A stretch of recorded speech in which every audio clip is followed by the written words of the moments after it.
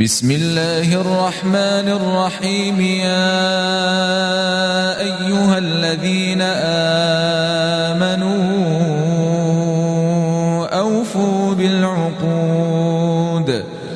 أحلت لكم بهيمة الأنعام إلا ما يتلى عليكم غير محل الصيد وأنتم حرم. إن الله يحكم ما يريد. يا أيها الذين آمنوا لا تحلوا شعائر الله ولا الشهر الحرام ولا الهدي ولا القلائد ولا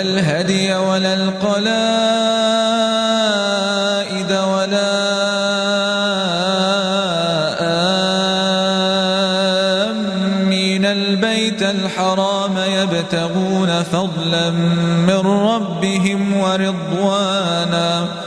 وإذا حللتم فاصطادوا ولا يجرمنكم شنآن قوم أن صدوكم عن المسجد الحرام أن تعتدوا. وتعاونوا على البر والتقوى ولا تعاونوا على الإثم والعدوان. واتقوا الله إن الله شديد العقاب. حرمت عليكم الميتة والدم ولحم الخنزير وما أهل لغير الله به والمنخنقة والموقوذة والمتردية والنطيحة وما أكل السبع إلا ما ذكيتم وما ذبح على النصب وأن تستقسموا بالأزلام ذلكم فسق. اليوم يئس الذين كفروا من دينكم فلا تخشوهم واخشون. اليوم أكملت لكم دينكم وأتممت عليكم نعمتي ورضيت لكم الإسلام دينا. فمن اضطر في مخمصة غير متجانف لإثم فإن الله غفور رحيم. يسألونك ماذا أحل لهم قل حل لكم الطيبات وما علمتم من الجوارح مكلبين تعلمونهن مما علمكم الله فكلوا مما أمسكن عليكم واذكروا اسم الله عليه واتقوا الله إن الله سريع الحساب. اليوم أحل لكم الطيبات وطعام الذين أوتوا الكتاب حل لكم وطعامكم حل لهم والمحصنات من المؤمنات والمحصنات من الذين أوتوا الكتاب من قبلكم إذا آتيتموهن أجورهن محصنين غير مسافحين ولا متخذي أخدان. ومن يكفر بالإيمان فقد حبط عمله وهو في الآخرة من الخاسرين. يا أيها الذين آمنوا إذا قمتم إلى الصلاة فاغسلوا وجوهكم وأيديكم إلى المرافق وامسحوا برؤوسكم وأرجلكم إلى الكعبين وإن كنتم جنبا فاطهروا وإن كنتم مرضى أو على سفر أو جاء أحد منكم من الغائط أو لامستم النساء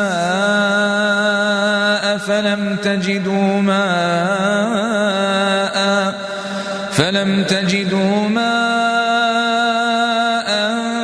فتيمموا صعيدا طيبا فامسحوا بوجوهكم وأيديكم منه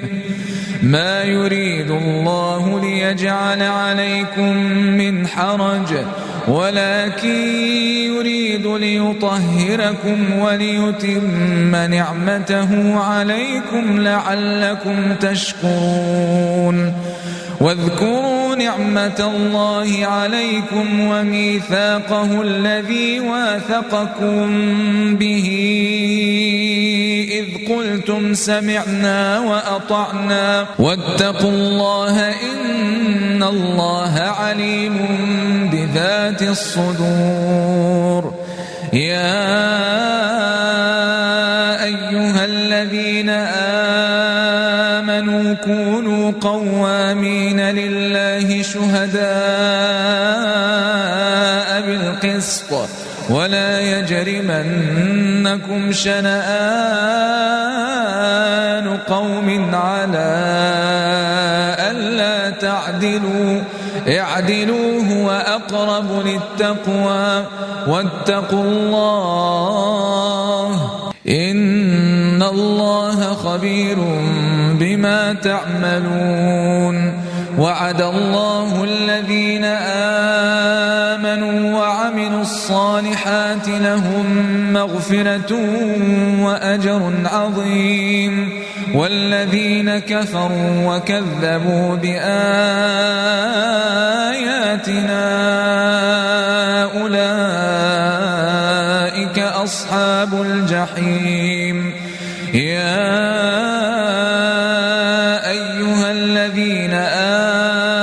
آمنوا اذكروا نعمة الله عليكم إذ هم قوم أن يبسطوا إليكم أيديهم فكف أيديهم عنكم واتقوا الله وعلى الله فليتوكل المؤمنون ولقد أخذ الله ميثاق بني إسرائيل وبعثنا منهم 12 نقيبا وقال الله إني معكم لئن أقمتم الصلاة وآتيتم الزكاة وآمنتم برسلي وعزرتموهم وأقرضتم الله قرضا حسنا لأكفرن عنكم سيئاتكم ولأدخلنكم جنات تجري من تحتها الأنهار فمن كفر بعد ذلك منكم فقد ضل سواء السبيل فبما نقضهم ميثاقهم لعناهم وجعلنا قلوبهم قاسية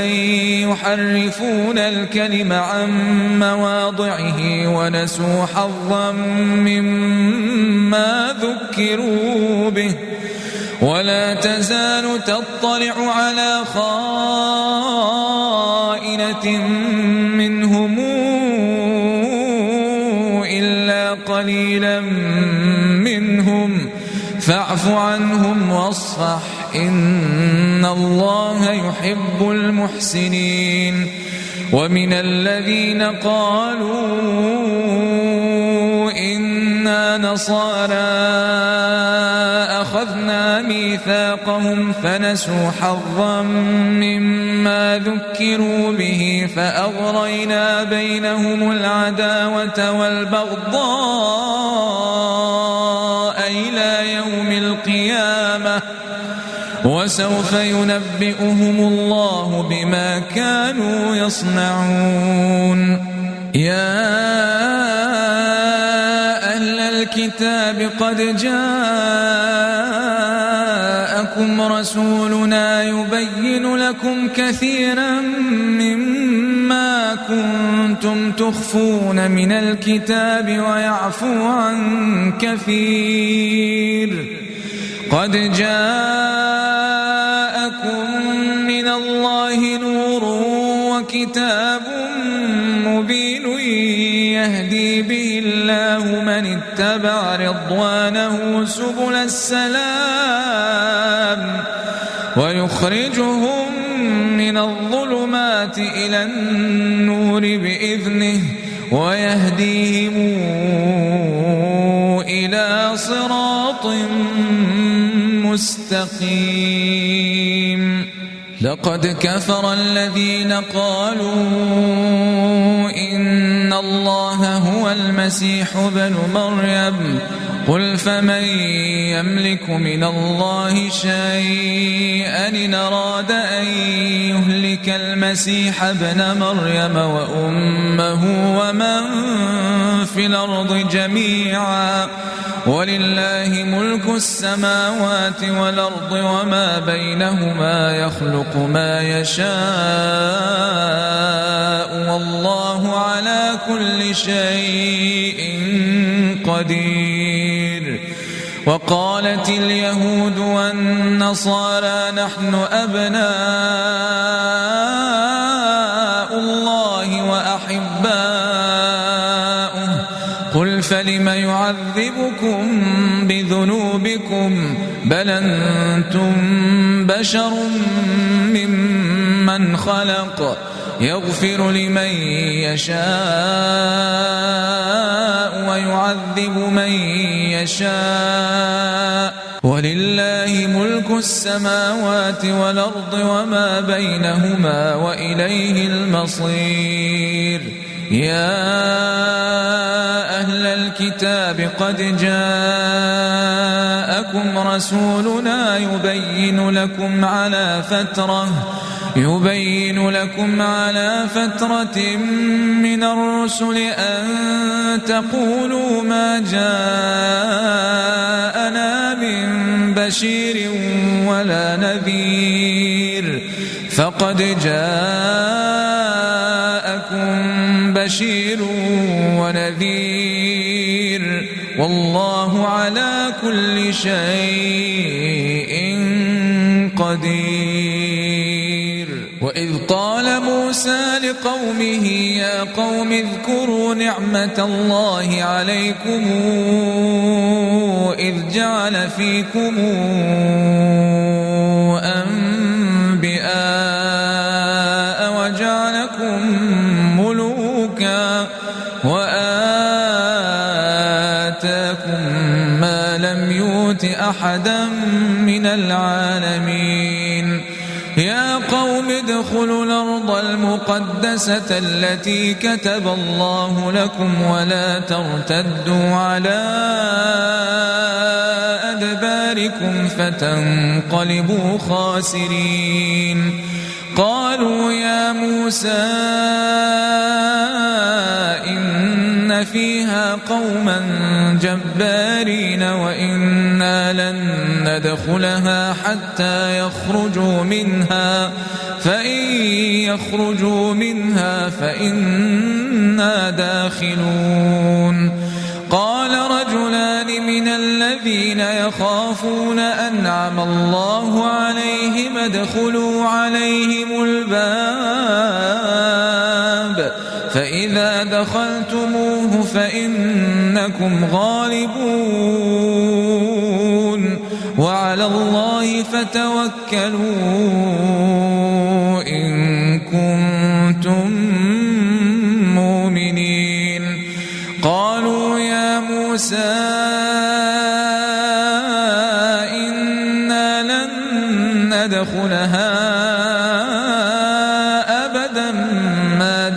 فساقوا فيها فاذهب أنت وربك فقاتلا إنا هاهنا قاعدون قال رب إني لا أملك إلا نفسي وأخي فافرق بيننا وبين القوم الفاسقين قال فإنها محرمة عليهم 40 سنة يتيهون في الأرض فلا تأس على القوم الفاسقين واتل عليهم نبأ ابني آدم بالحق إذ قربا قربانا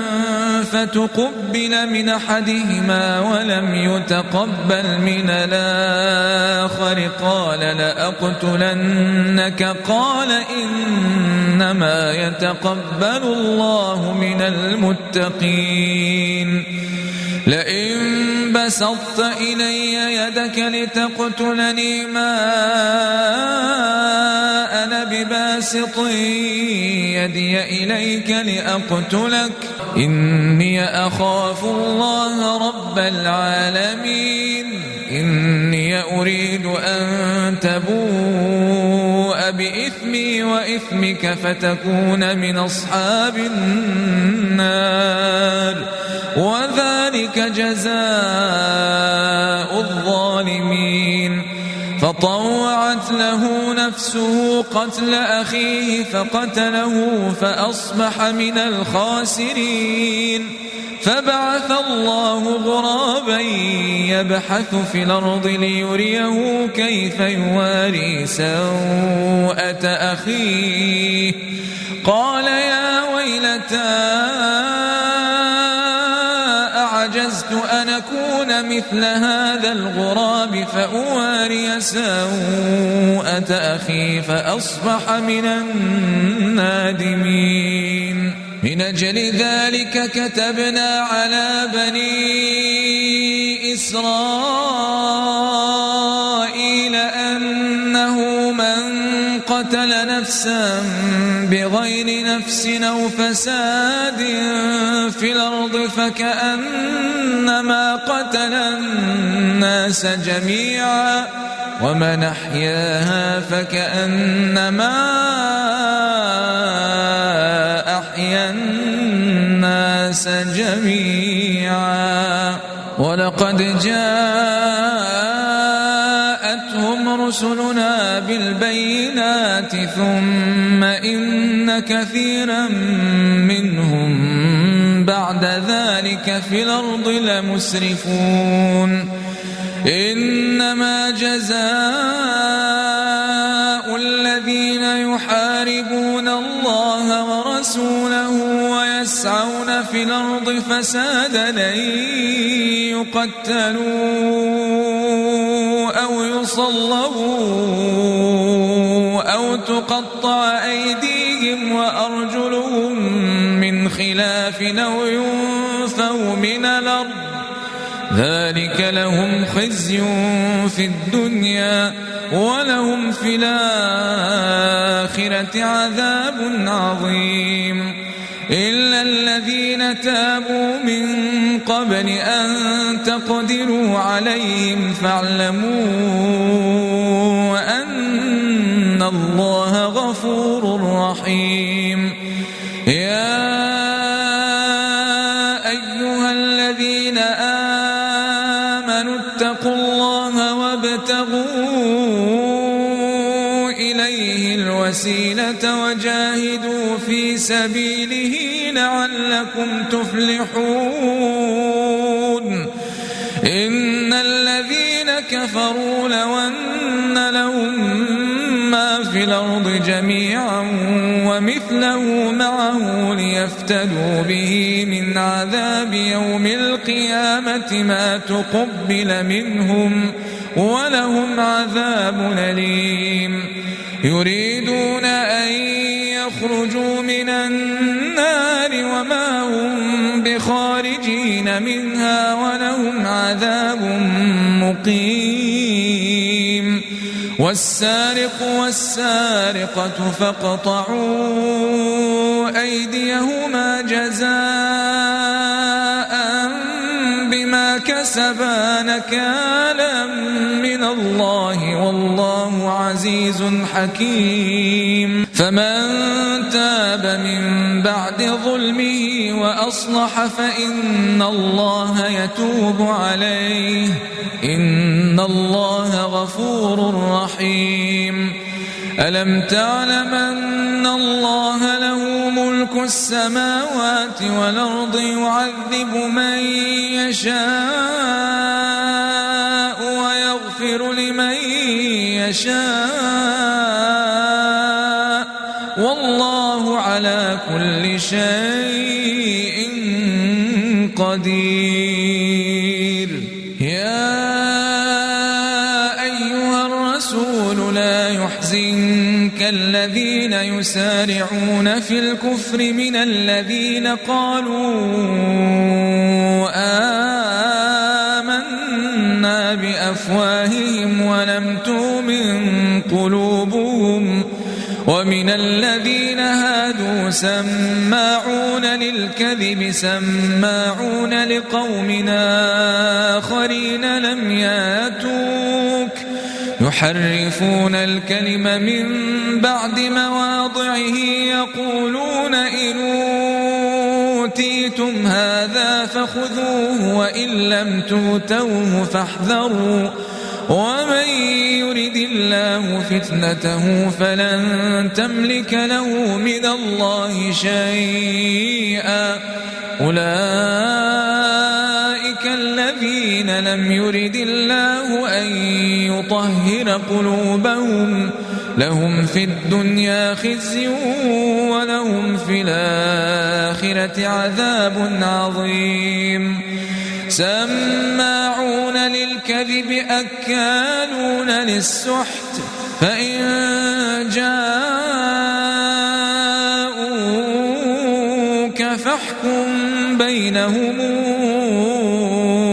أو أعرض عنهم وإن تعرض عنهم فلن يضروك شيئا وإن حكمت فاحكم بينهم بالقسط إن الله يحب المقسطين. وكيف يحكمونك وعندهم التوراة فيها حكم الله ثم يتولون من بعد ذلك وما أولئك بالمؤمنين. إنا أنزلنا التوراة فيها هدى ونور يحكم بها النبيون الذين أسلموا للذين هادوا والربانيون والأحبار بما استحفظوا من كتاب الله وكانوا عليه شهداء فلا تخشوا الناس واخشون ولا تشتروا بآياتي ثمنا قليلا ومن لم يحكم بما أنزل الله فأولئك هم الكافرون. وكتبنا عليهم فيها أن النفس بالنفس والعين بالعين والأنف بالأنف والأذن بالأذن والسن بالسن والجروح قصاص فمن تصدق به فهو كفارة له ومن لم يحكم بما أنزل الله فأولئك هم الظالمون. وقفينا على آثارهم بعيسى ابن مريم مصدقا لما بين يديه من التوراة وآتيناه الإنجيل الإنجيل فيه هدى ونور ومصدقا لما بين يديه من التوراة وهدى وموعظة للمتقين وليحكم أهل الإنجيل بما أنزل الله فيه ومن لم يحكم بما أنزل الله فأولئك هم الفاسقون وأنزلنا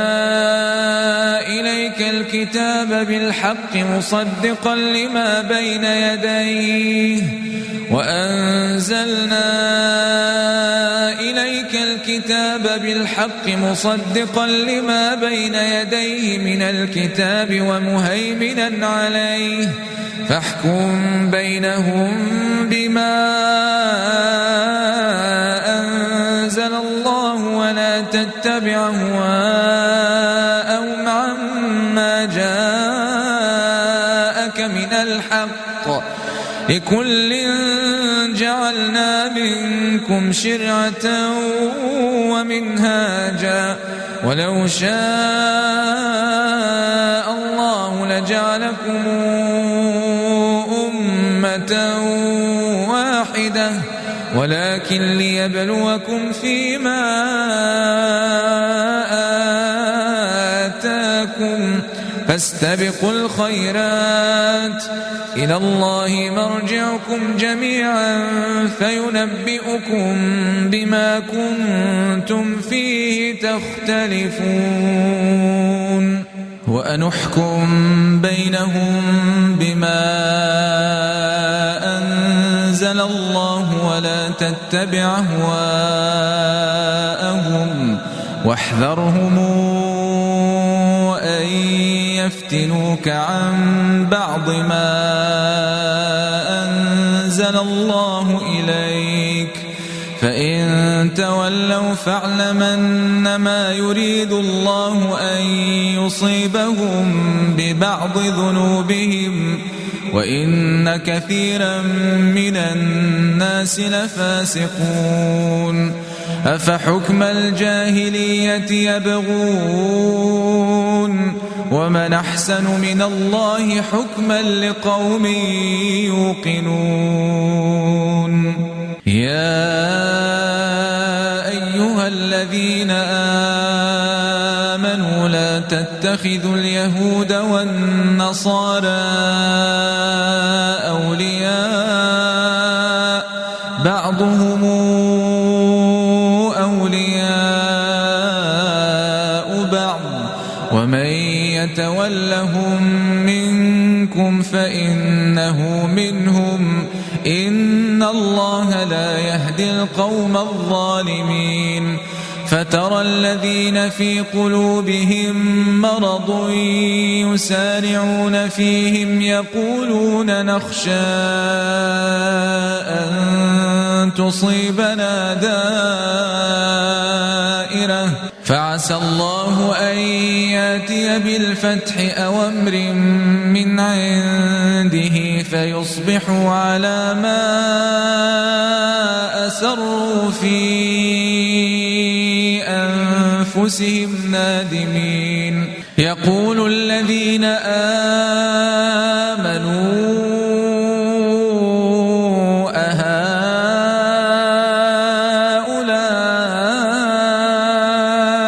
الذين أقسموا بالله جهد أيمانهم إنهم لمعكم حبطت أعمالهم فأصبحوا خاسرين يا أيها الذين آمنوا من يرتد منكم عن دينه فسوف يأتي الله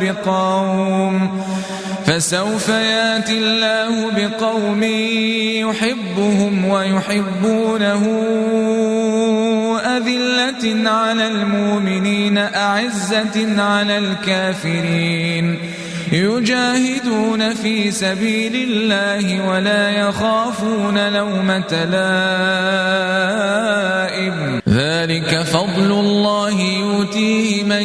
يشاء والله واسع عليم إنما وليكم الله ورسوله والذين آمنوا الذين يقيمون الصلاة ويؤتون الزكاة وهم راكعون ومن يتول الله ورسوله والذين آمنوا فإن حزب الله هم الغالبون يا أيها الذين آمنوا لا تتخذوا الذين اتخذوا دينكم هزؤا ولعبا من الذين أوتوا الكتاب من قبلكم والكفار أولياء واتقوا الله إن كنتم مؤمنين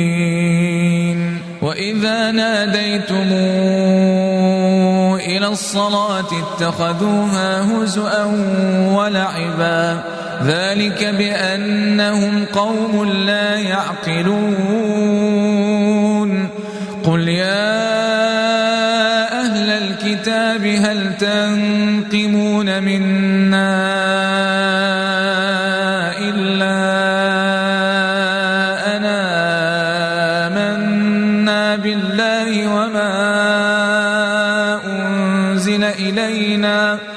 وما أنزل إلينا وما أنزل من قبل وأن أكثركم فاسقون قل هل ننبئكم بشر من ذلك مثوبة عند الله من لعنه الله وغضب عليه وجعل منهم القردة والخنازير وعبد الطاغوت أولئك شر مكانا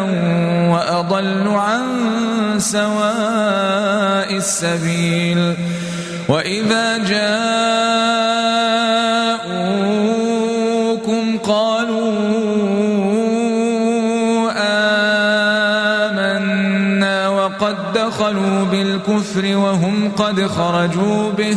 والله أعلم بما كانوا يكتمون وترى كثيرا منهم يسارعون في الإثم والعدوان وأكلهم السحت لبئس ما كانوا يعملون لولا ينهاهم الربانيون والأحبار عن قولهم الإثم وأكلهم السحت لبئس ما كانوا يصنعون وقالت اليهود يد الله مغلولة غلت أيديهم ولعنوا بما قالوا بل يداه مبسوطتان ينفق كيف يشاء وليزيدن كثيرا منهم ما أنزل إليك من ربك طغيانا وكفرا وألقينا بينهم العداوة والبغضاء إلى يوم القيامة كلما أوقدوا نارا للحرب أطفأها الله ويسعون في الأرض فسادا والله لا يحب المفسدين ولو أن أهل الكتاب آمنوا واتقوا لكفرنا عنهم سيئاتهم ولأدخلناهم جنات النعيم ولو أنهم أقاموا التوراة والإنجيل وما أنزل إليهم من ربهم لأكلوا من فوقهم ومن تحت أرجلهم منهم أمة مقتصدة وكثير منهم ساء ما يعملون يا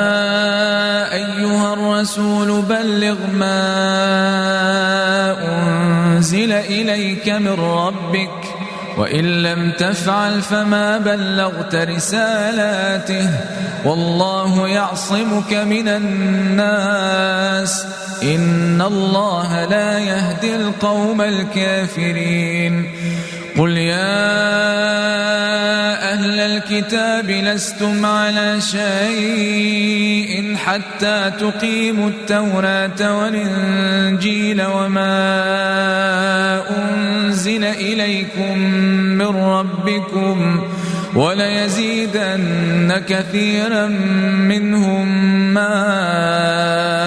أنزل إليك من ربك طغيانا وكفرا فلا تاس على القوم الكافرين إن الذين آمنوا والذين هادوا والصابون والنصارى من آمن بالله واليوم الآخر وعمل صالحا فلا خوف عليهم ولا هم يحزنون لقد أخذنا ميثاق بني إسرائيل وأرسلنا إليهم رسلا كلما جاءهم رسول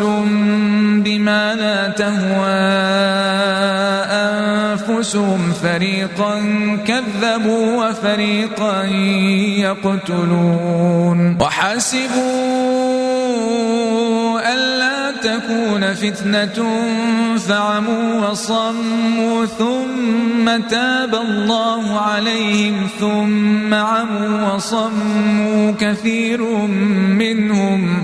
والله بصير بما يعملون لقد كفر الذين قالوا إن الله هو المسيح ابن مريم وقال المسيح يا بني إسرائيل اعبدوا الله ربي وربكم إنه من يشرك بالله فقد حرم الله عليه الجنة ومأواه النار وما للظالمين من أنصار لقد كفر الذين قالوا إن الله ثالث ثلاثة وما من إله إلا إله واحد وإن لم ينتهوا عما يقولون ليمسن الذين كفروا منهم عذاب أليم أفلا يتوبون إلى الله ويستغفرونه والله غفور رحيم ما المسيح ابن مريم إلا رسول قد خلت من قبله الرسل وأمه صديقة كانا يأكلان الطعام انظر كيف نبين لهم الآيات ثم انظر أنى يؤفكون قل تعبدون من دون الله ما لا يملك لكم ضرا ولا نفعا والله هو السميع العليم قل يا أهل الكتاب لا تغلوا في دينكم غير الحق ولا تتبعوا أهواء قوم قد ضلوا من قبل وأضلوا كثيرا وضلوا عن سواء السبيل لعن الذين كفروا من بني إسرائيل على لسان داود وعيسى بن مريم ذلك بما عصوا وكانوا يعتدون كانوا لا يتناهون عن منكر فعلوه لبئس ما كانوا يفعلون ترى كثيرا منهم يتولون الذين كفروا لبئس ما قدمت لهم أنفسهم أن سخط الله عليهم وفي العذاب هم خالدون ولو كانوا يؤمنون بالله والنبي وما أنزل إليه ما اتخذوهم أولياء ولكن كثيرا منهم فاسقون لتجدن أشد الناس عداوة للذين آمنوا اليهود والذين أشركوا ولتجدن أقربهم مودة للذين آمنوا الذين قالوا إنا نصارى ذلك بأن منهم قسيسين ورهبانا وأنهم لا يستكبرون وإذا سمعوا ما أنزل إلى الرسول ترى أعينهم تفيض من الدمع مما عرفوا من الحق يقولون ربنا آمنا فاكتبنا مع الشاهدين وما لنا لا نؤمن بالله وما جاءنا من الحق ونطمع أن يدخلنا ربنا مع القوم الصالحين فأثابهم الله بما قالوا جنات تجري من تحتها الأنهار خالدين فيها وذلك جزاء المحسنين والذين كفروا وكذبوا بآياتنا أولئك أصحاب الجحيم يا أيها الذين آمنوا لا تحرموا طيبات ما أحل الله لكم ولا تعتدوا إن الله لا يحب المعتدين وكلوا مما رزقكم الله حلالا طيبا واتقوا الله الذي أنتم به مؤمنون لا يؤاخذكم الله باللغو في أيمانكم ولكن يؤاخذكم بما عقدتم الأيمان فكفارته إطعام 10 مساكين من أوسط ما تطعمون أهليكم أو كسوتهم أو تحرير رقبة فمن لم يجد فصيام 3 أيام ذلك كفارة أيمانكم إذا حلفتم واحفظوا أيمانكم كذلك يبين الله لكم آياته لعلكم تشكرون يا أيها الذين آمنوا إنما الخمر والميسر والأنصاب والأزلام رجس من عمل الشيطان فاجتنبوه لعلكم تفلحون إنما يريد الشيطان أن يوقع بينكم العداوة والبغضاء في الخمر والميسر ويصدكم عن ذكر الله وعن الصلاة فهل أنتم منتهون وأطيعوا الله وأطيعوا الرسول واحذروا فإن توليتم فاعلموا أنما على رسولنا البلاغ المبين ليس على الذين آمنوا وعملوا الصالحات جناح فيما طعموا إذا ما اتقوا وآمنوا وعملوا الصالحات ثم اتقوا وآمنوا ثم اتقوا وأحسنوا والله يحب المحسنين. يا أيها الذين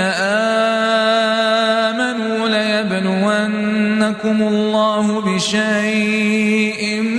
من الصيد تناله أيديكم ورماحكم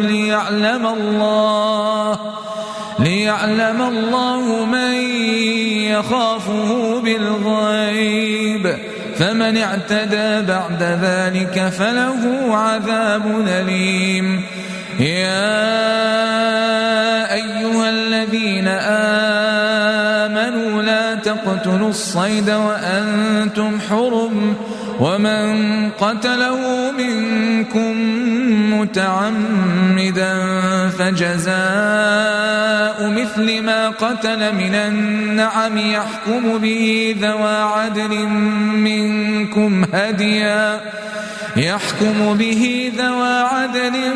منكم هديا بالغ الكعبة أو كفارة طعام مساكين أو عدل ذلك صياما ليذوق وبال أمره عفى الله عما سلف ومن عاد فينتقم الله منه والله عزيز ذو انتقام. أحل لكم صيد البحر وطعامه متاعا لكم وللسيارة وحرم عليكم صيد البر ما دمتم حرما واتقوا الله الذي إليه تحشرون. جعل الله الكعبة البيت الحرام قياما للناس والشهر الحرام والهدي والقلائد ذلك لتعلموا أن الله يعلم ما في السماوات وما في الأرض وأن الله بكل شيء عليم. اعلموا أن الله شديد العقاب وأن الله غفور رحيم. ما على الرسول إلا البلاغ والله يعلم ما تبدون وما تكتمون. قل لا يستوي الخبيث والطيب ولو أعجبك كثرة الخبيث فاتقوا الله يا أولي الألباب لعلكم تفلحون. يا أيها الذين آمنوا لا تسألوا عن أشياء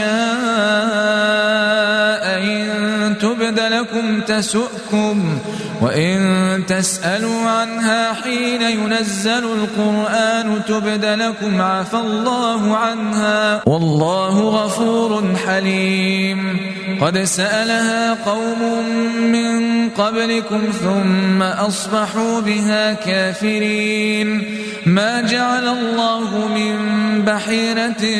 ولا سائبة ولا وصيلة ولا حام ولكن الذين كفروا يفترون على الله الكذب وأكثرهم لا يعقلون. وإذا قيل لهم تعالوا إلى ما أنزل الله وإلى الرسول قالوا حسبنا ما وجدنا عليه آباءنا أولو كان آباؤهم لا يعلمون شيئا ولا يهتدون. يا أيها الذين آمنوا عليكم أنفسكم لا يضركم من ضل إذا اهتديتم إلى الله مرجعكم جميعا فينبئكم بما كنتم تعملون. يا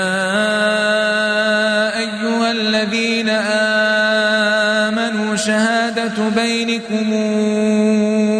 إذا حضر أحدكم الموت حين الوصية 2 ذوى عدل منكم أو آخران من غيركم إن أنتم ضربتم في الأرض فأصابتكم مصيبة الموت تحبسونهما من بعد الصلاة فيقسمان بالله إن ارتبتم لا نشتري به ثمنا ولو كان ذا قربى ولا نكتم شهادة الله إنا إذا لمن الآثمين. فإن عثر على أنهما استحقا إثما فآخران يقومان مقامهما من الذين استحق عليهم الأوليان فيقسمان بالله لشهادتنا أحق من شهادتهما وما اعتدينا إنا إذا لمن الظالمين. ذلك أدنى أن يأتوا بالشهادة على وجهها أو يخافوا أن ترد أيمان بعد أيمانهم واتقوا الله واسمعوا والله لا يهدي القوم الفاسقين. يوم يجمع الله الرسل فيقول ماذا أجبتم قالوا لا علم لنا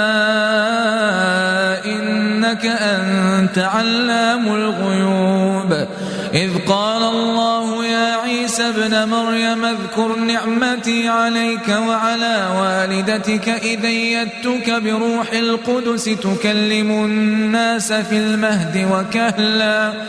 وإذ علمتك الكتاب والحكمة والتوراة والإنجيل وإذ تخلق من الطين كهيئة الطير بإذني فتنفخ فيها فتكون طائرا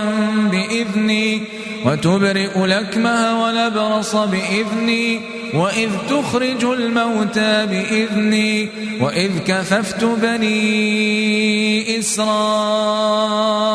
عنك إذ جئتهم بالبينات فقال الذين كفروا منهم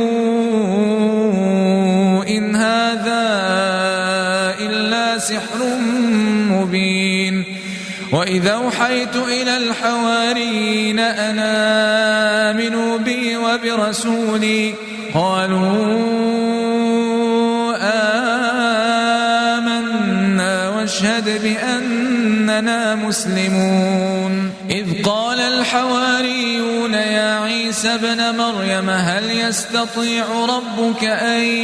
ينزل علينا مائدة من السماء قال اتقوا الله إن كنتم مؤمنين. قالوا نريد أن نأكل منها وتطمئن قلوبنا ونعلم أن قد صدقتنا ونكون عليها من الشاهدين. قال عيسى ابن مريم اللهم ربنا أنزل علينا مائدة من السماء تكون لنا عيدا لأولنا وآخرنا وآية منك وارزقنا وأنت خير الرازقين. قال الله إني منزلها عليكم فمن يكفر بعد منكم فإني أعذبه عذابا لا أعذبه أحدا من العالمين. وإذ قال الله يا عيسى ابن مريم أنت قلت للناس اتخذوني وأمي إلهين من دون الله قال سبحانك ما يكون لي أن أقول ما ليس لي بحق إن كنت قلته فقد علمته تعلم ما في نفسي ولا أعلم ما في نفسك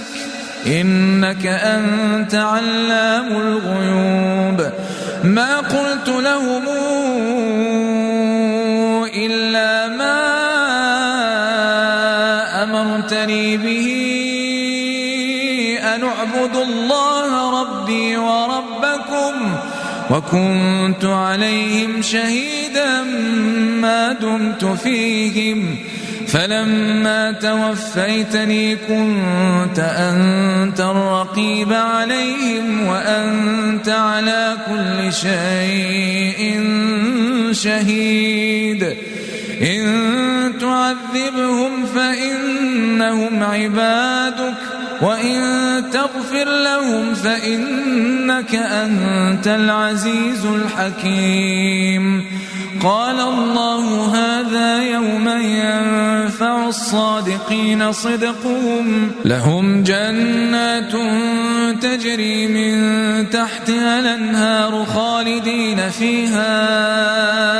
أبدا رضي الله عنهم ورضوا عنه ذلك الفوز العظيم. لله ملك السماوات والأرض وما فيهن وهو على كل شيء قدير.